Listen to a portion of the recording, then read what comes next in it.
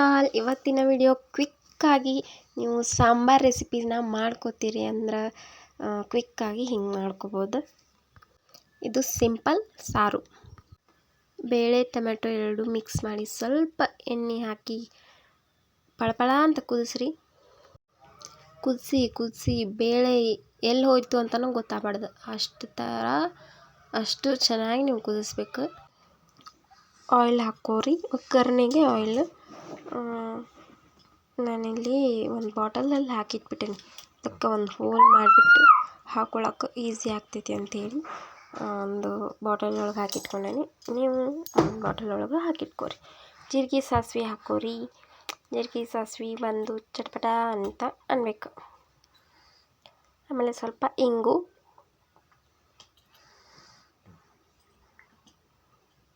ಆಮೇಲೆ ಜಜ್ಜಿಟ್ಕೊಂಡಿರುವಂಥ ಬೆಳ್ಳುಳ್ಳಿ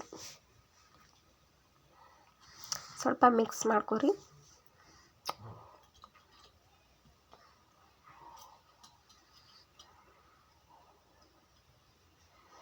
ಆಮೇಲೆ ಸ್ವಲ್ಪ ಕೊತ್ತಂಬರಿ ಸೊಪ್ಪು,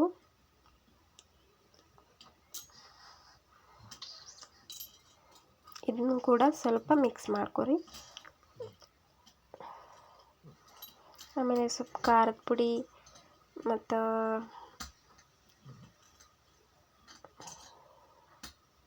ಎಣ್ಣೆಲೆ ಖಾರ ಪುಡಿ ಹಾಕೊಂಡ್ಬಿಟ್ರೆ ಸ್ವಲ್ಪ ಕಲರ್ ಸ್ವಲ್ಪ ಚೆನ್ನಾಗಿ ಬರುತ್ತೆ ಅಂತ. ಇದನ್ನ ಸ್ವಲ್ಪ ಚೆನ್ನಾಗಿ ಮಿಕ್ಸ್ ಮಾಡ್ಕೊರಿ. ಆಮೇಲೆ ಬೆಂದಿರೋ ಬೇಳೆನ ಇದಕ್ಕೆ ಹಾಕ್ಕೊಂಡ್ಬಿಡ್ರಿ.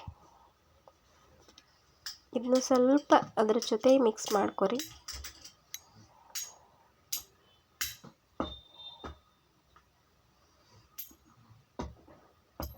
ನಿಶಾ,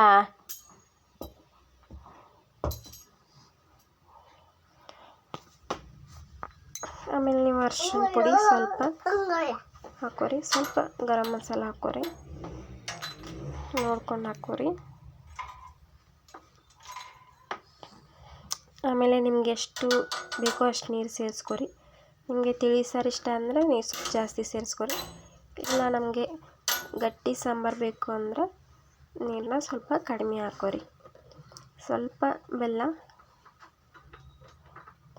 ರುಚಿಗೆ ತಕ್ಕಷ್ಟು ಉಪ್ಪು, ಇದನ್ನು ಕೂಡ ಕ್ಲೀನಾಗಿ ಮಿಕ್ಸ್ ಮಾಡ್ಕೊರಿ ಎಲ್ಲದನ್ನು.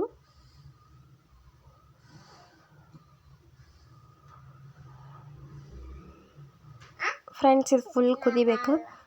ಫುಲ್ ಕುದಿಸಿ ನೀವು ಎತ್ತಿಟ್ಕೋಬೋದು. ಆ್ಯಂಡ್ ಇದು ಆಲ್ಮೋಸ್ಟ್ ರೆಡಿ ಆಗೈತಿ, ಕುದಿಯೋದು ಒಂದೇ ಬಾಕಿ.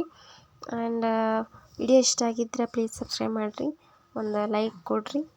ಆ್ಯಂಡ್ ವಿಡಿಯೋಗೋಸ್ಕರ ಕಾಯ್ತಾ ಇರಿ. ಬಾಯ್ ಬಾಯ್, ಟೇಕ್ ಕೇರ್. ಬಾಯ್ ಬಾಯ್.